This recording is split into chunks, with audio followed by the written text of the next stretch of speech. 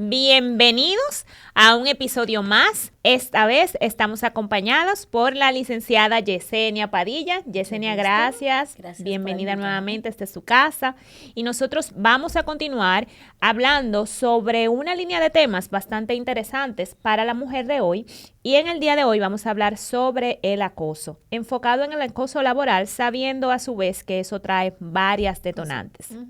Así mismo es. Cuéntame, Yesenia, desde tu punto de vista como mujer, como empresaria y como jurista, ¿qué podemos nosotros considerar realmente que es el acoso? Te lo pregunto porque cuando hablamos, en la mayoría de los casos, las personas no tienen conceptos claros de cuándo están siendo acosados o cuándo no. Yo pienso que hay una línea muy fina entre ser galanteado o ser inclusive hostigado a ser acosado. Y entonces estamos hablando de diferentes conceptos, pero que rayan donde termina uno, comienza el otro. Entonces, en ese sentido, ¿tú nos puedes dar un poquito de luz sobre este tema? Sí, el acoso me gusta siempre llevarlo a palabras simples, Sí, claro, para que digamos que todos podamos de alguna manera u otra hacernos una idea clarita de cada concepto. En el momento en que tú como ser humano sientes una persecución no autorizada que te genera incomodidad, tú estás acosado. Por eso vamos a ver acoso el que estamos más acostumbrados a ver en el caso de las mujeres es el sexual. Señores, pero podemos tener acoso en diferentes sectores.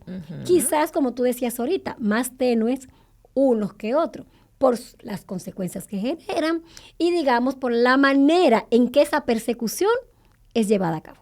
Así es.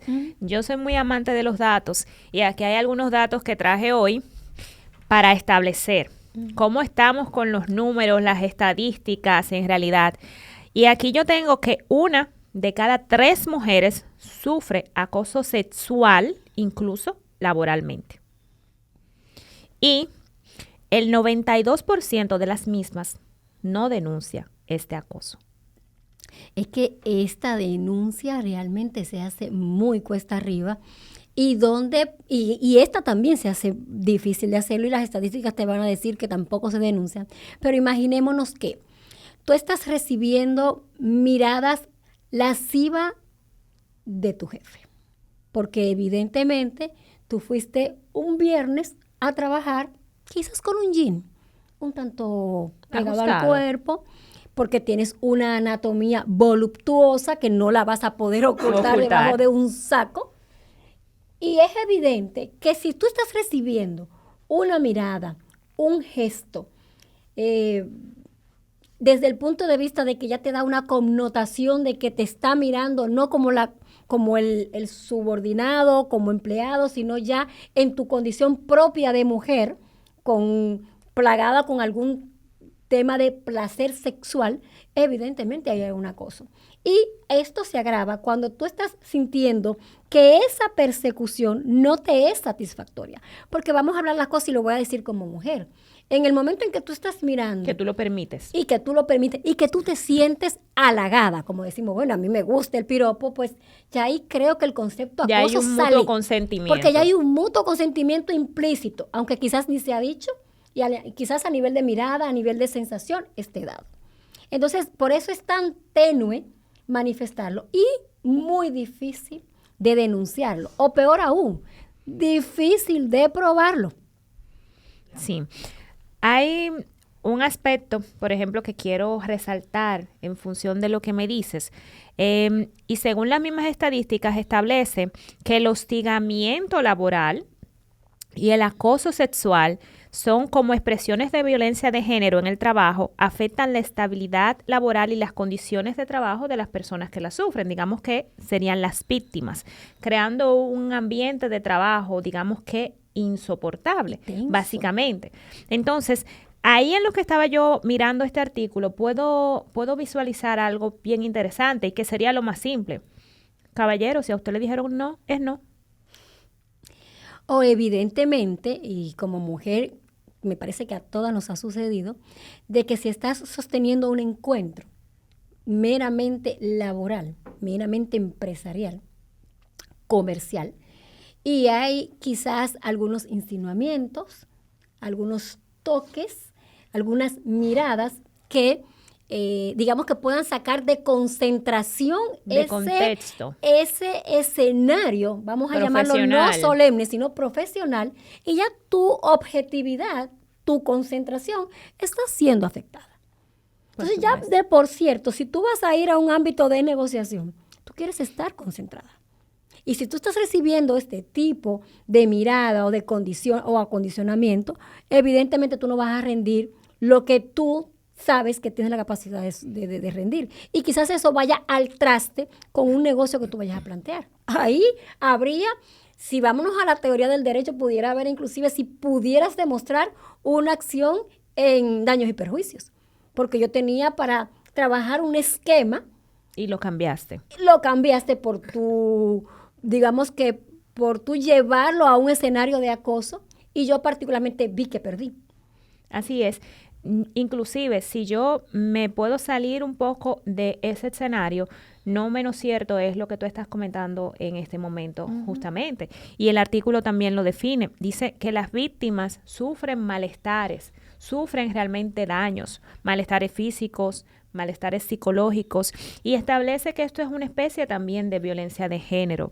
Hay trastornos a nivel psicológico, hay trastornos de sueño, digestivos, temor, dolores de cabeza, fatiga, depresión.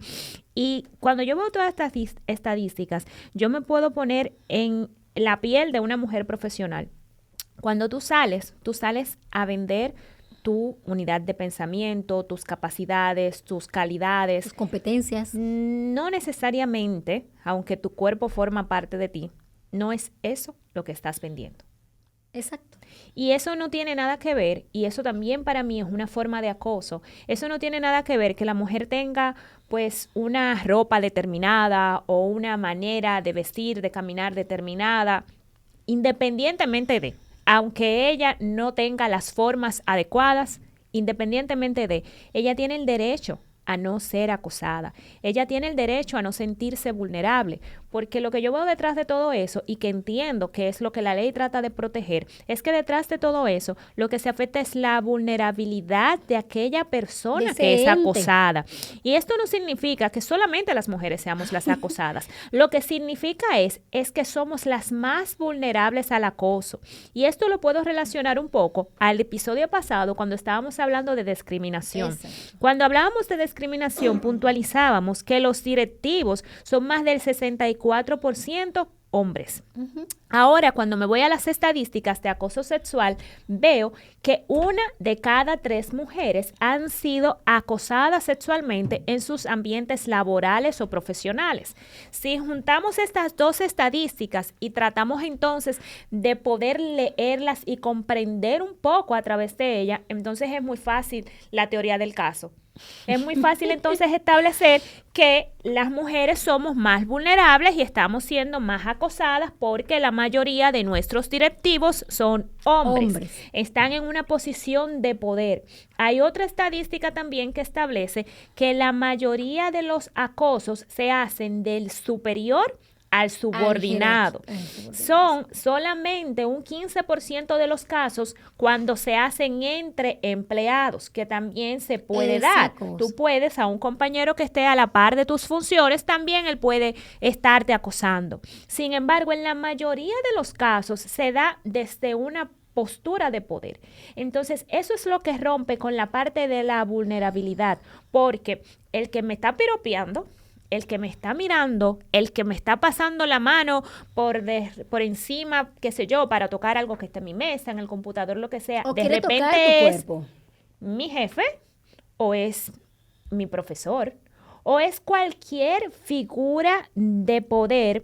Y en ese sentido, yo me puedo estar sintiendo entonces vulnerable porque yo estoy frente a una decisión que tomar cuando yo en una condición normal pudiera decir sí o no. Aquí yo estoy obligada en cierta forma a decir sí. Aceptar. Por esto es que el legislador, en el caso de nuestro Código Laboral, sí se ve y se manifiesta la figura del acoso sexual bajo el esquema que tú estás planteando. ¿Por qué?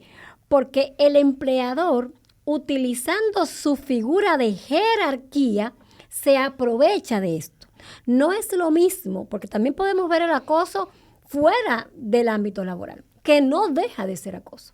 Pero este acoso llevado al ámbito profesional y adicionalmente ejercido por una figura de autoridad jerárquicamente que decide sobre tu permanencia o no en un puesto de trabajo, esto agrava la situación. Entonces, por esto el código establece y te dice a ti como subordinada, como mujer, o por qué no también como hombre, que tú puedes denunciar, primero ante las instancias, en el caso de República Dominicana, ante el ministerio. Pero volvemos al mismo escenario de lo que conversábamos en el podcast pasado. Es poder demostrar que fuiste acosada. Este acoso. O sea, yo vuelvo a establecer el mismo axioma. Es que sabemos que está, nos damos cuenta que está. Pero ¿cómo lo demostramos? ¿Cómo podemos ejercer o aperturar un expediente que nos garantice o nos dé la certeza de que podamos tener ganancia de causa? Porque entonces, ¿qué haces? Te quedas sin el trabajo, te quedas sin recurso y entendamos algo. Cada vez que tú decides ejercer una acción en tribunales, no te va a salir barata.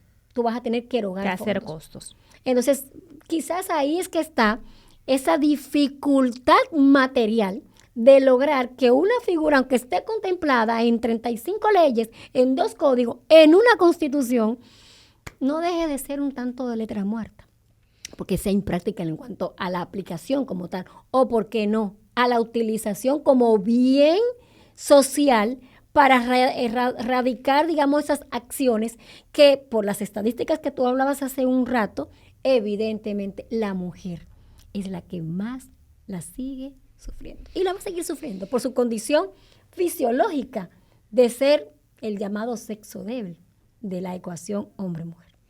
Entonces, si yo quisiera ver esto y lo miro desde un punto de vista empresarial y desde un punto de vista económico, pongámonos en la piel de una mujer acosada. Uh-huh. Tú vas al trabajo como profesional, tú tienes un puesto directivo de X o Y cosa. Resulta que estás siendo acosada por tu jefe. Ya eso te limita al momento de tú dirigirte al trabajo. Ya tú tienes que estar pensando no necesariamente en tus labores profesionales, no necesariamente en unas presentaciones que tienes que hacer, no necesariamente en un rendimiento, en un cierre de negocio, sino que tú tienes que estar pensando en múltiples cosas a la misma vez. Tú tienes que estar pensando cómo voy a caminar para que el jefe no entienda que yo me le estoy insinuando. Cómo yo me voy a vestir para que no digan que yo lo estoy provocando. ¿Cómo voy a repeler una acción de acercamiento donde no me siento cómoda, pero no lo puedo hacer sentir mal? No puedo comer a la hora que él come para no encontrármelo. ¿Qué hago frente a que él me invite a un almuerzo que pudiera ser laboral, pero entonces yo sé que si en ese almuerzo no va más nadie, yo voy a estar vulnerable frente a una acción o no? ¿Cómo yo pongo una queja frente a un superior si existe? A alguien que esté por encima de mi jefe, ¿cómo yo puedo abordar ese tema? Entonces, es muy evidente que a nivel económico, esa mujer está siendo lacerada porque sus funciones, ella no las está pudiendo alinear. Ella no está pudiendo cumplir con sus funciones. Es que vuelvo y te digo, y estás lacerando sus competencias, porque lo que hablábamos en días pasados, o sea, estamos hablando de que la mujer quiere ser productiva. Puede ser productiva, tiene las aptitudes, las competencias para hacerlo, pero el medio ambiente la agrede con figuras como el acoso. Entonces, real y efectivamente, volvemos al mismo esquema. Sería interesantísimo poder decir, sí, yo lo voy a denunciar. En países más desarrollados hay digamos que malestar, porque quizás la figura del acoso, llevándola a tribunales, porque simplemente yo como mujer lo estoy estableciendo, en otras latitudes quizás son más fácil de oír. Y se está utilizando con un efecto adverso, que es un efecto de dañar reputaciones. Ojo con esto, Sí, que no eso estoy es así. diciendo con esto de que si estás acosada, si tienes las pruebas correspondientes o si no la tienes, búscala y denuncia. Tener la valentía, a pesar de todo lo que hemos hablado con el tema de los costos operativos, con cómo te va a llamar la sociedad en caso de que la respuesta no sea la adecuada. Independientemente de todo esto, es el tema del acoso sí que es una figura muy delicada de ambos extremos, porque puede ser mal utilizada Por o bien supuesto. utilizada. Pero si la quieres utilizar bien, tienes los grandes inconvenientes. ¿Y cuáles son estos inconvenientes? ¿Cómo lo vas a demostrar? Porque el acoso sexual ya cuando pasa a la integridad física del cuerpo ya deja de ser acoso sexual y se puede convertir en En una violación violación. sexual, que eso es otro contexto. Pero esa sí es fácil de demostrar Porque hay fisiológicamente porque hay físicamente estudios que pruebas. lo pueden hacer. Sin embargo, el tema del acoso sexual se maneja mucho en el ámbito sensorial.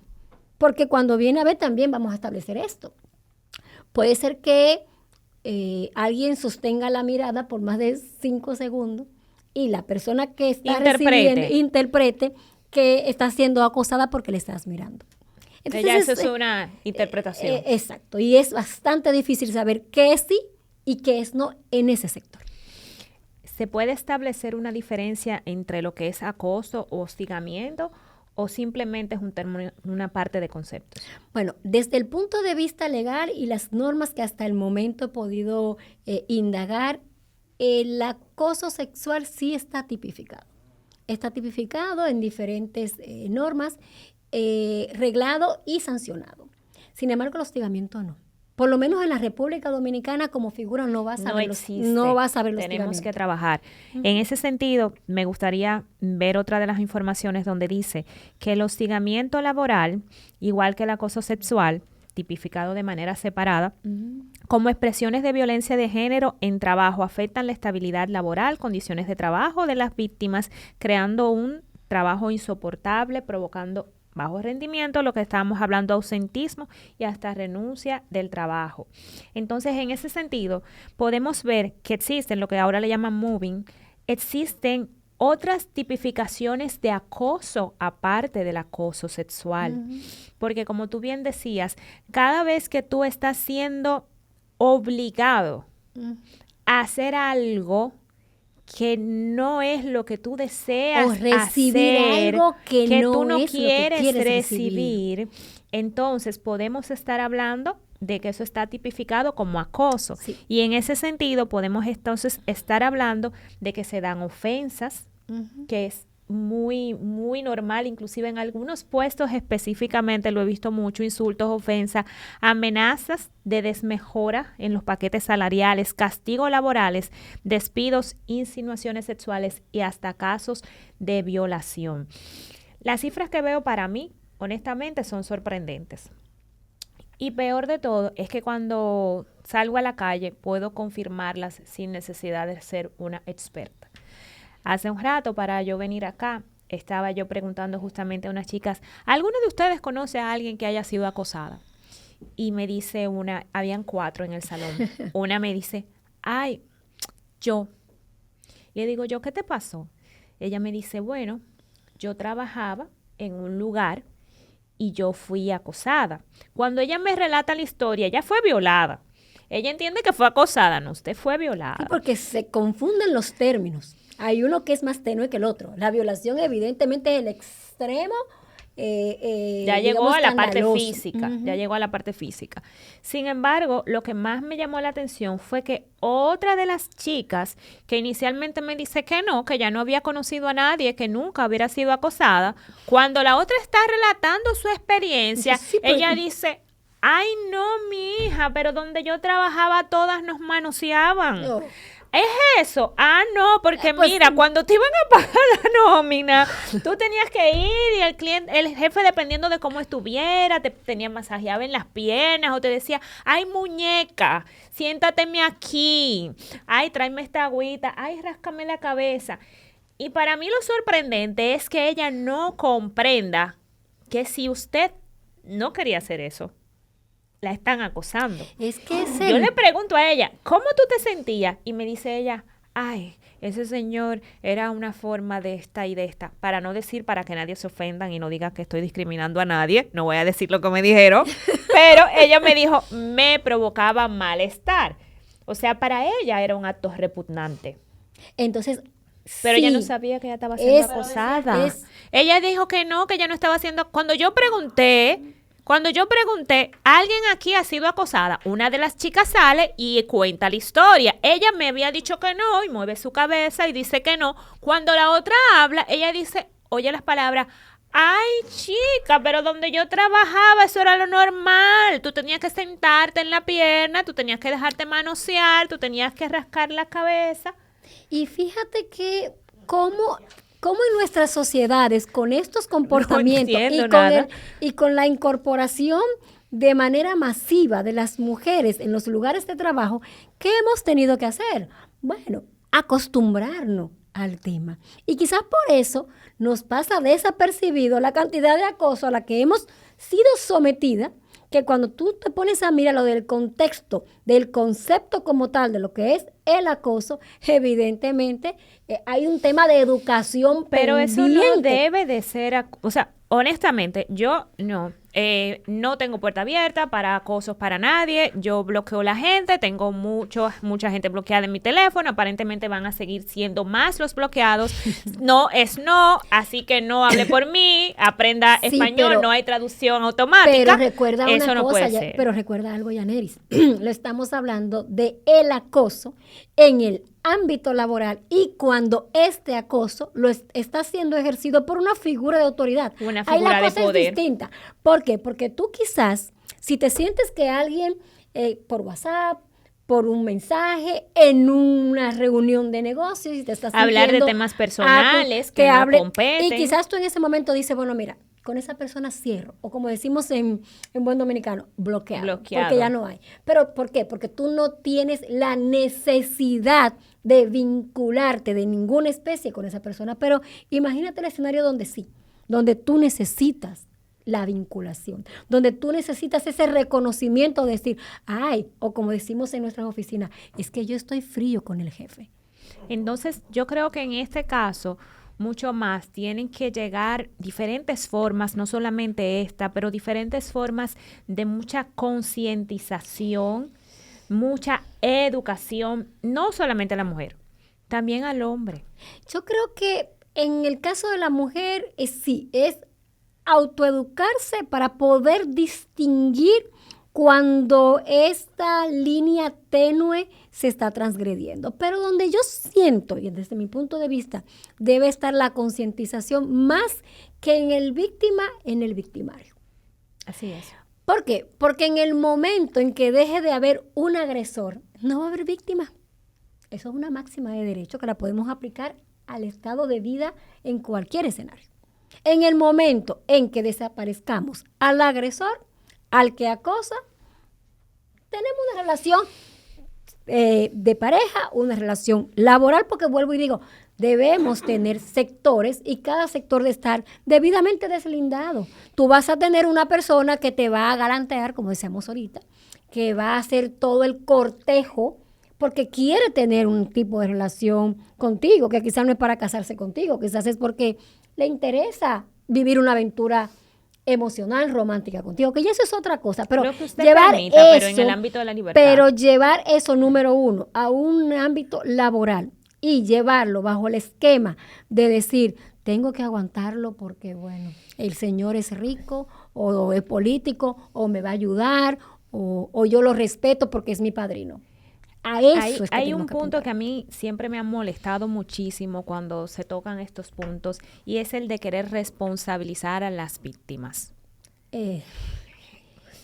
Si usted me acosó, no importa si yo andaba en unos short o la forma que sea o fuera la hora que fuese, eso no es una autorización para que usted transgreda mi libertad. Entonces, por eso yo digo que hay mucho que establecer en términos de concientización, porque independientemente de las leyes, como tú bien los dices, hay que llegar hasta un punto que quizás está muy lejos del camino, porque hay un trecho muy largo entre tu ser acosado y tu ser violado, para poder tener una sanción, digamos, que sea importante, que sea referente. Y ahí mismo me surge una pregunta.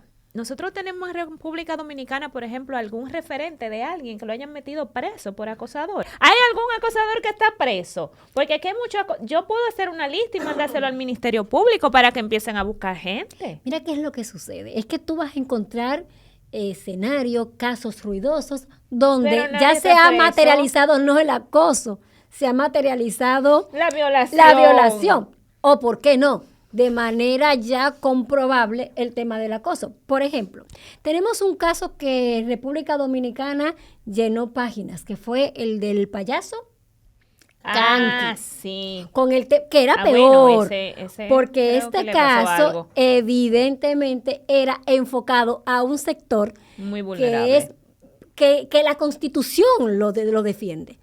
Entonces, aquí quizás evidentemente por las sanciones que tiene el imputado, que evidentemente se pudo comprobar actos de violentación, pero también el tema del acoso, porque quizás no hubo un tema de un acercamiento con una violación, pero ven una cantidad enorme de jóvenes, adolescentes, quizás con la promesa o el objetivo de decir, voy a salir en la televisión, voy a ser reconocido, con el boom de las redes sociales en su momento, con un programa que tenía de jóvenes adolescentes. Recuerdo a mi hija que yo tenía que llevarla a los programas donde él hacía con su grupo, pandilla, grupo, no recuerdo cómo se llamaba, yo llevaba a mi hija.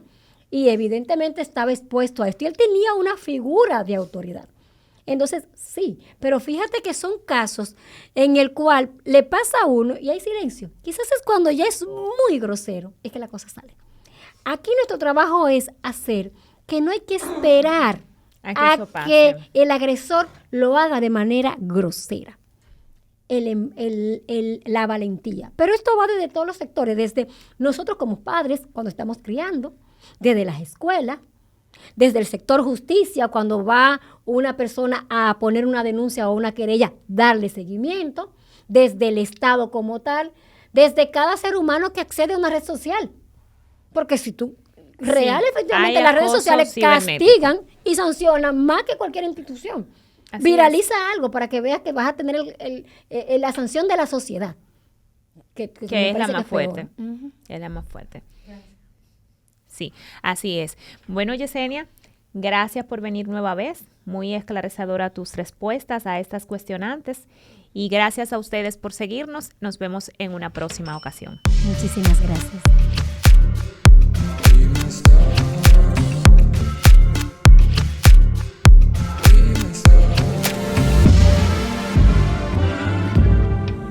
Women's Talk.